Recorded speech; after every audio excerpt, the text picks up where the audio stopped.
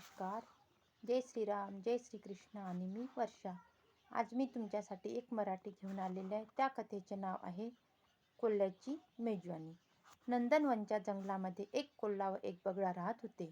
दोघांमध्ये खूप घनिष्ठ मैत्री होती. एकदा कोल्ह्याने बगळ्याला मेजवानीसाठी आपल्या घरी बोलवले.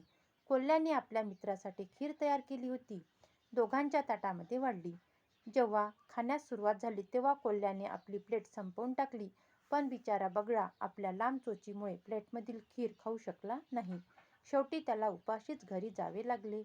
या प्रसंगामुळे कोल्हा खूप खुश झाला. खूप दिवसानंतर बगळ्याने कोल्ह्याला जेवणाचे आमंत्रण दिले. तो कोल्हा वेळेवर बगळ्याच्या घरी पोहोचला. बगळ्याने 2 सुरईमध्ये मासे काढले. बगळ्याने आपल्या लांब चोचीमुळे मासा पटापट खाऊन टाकला. कोल्हा नुसता बघतच राहिला. सुरईमध्ये कोल्ह्याचे तोंड काही जाऊ शकले नव्हते. शेवटी कोल्ह्याला उपाशीच घरी जावे लागले. योग्यच म्हटले आहे, जशास तसे. जैसी करणी वैसी भरणी. कोल्ह्याने बगळ्याला उपाशी ठेवले तर बगळ्याने कोल्ह्याला उपाशी ठेवले. जसे कोल्ह्याने केले तसेच बगळ्याने केले.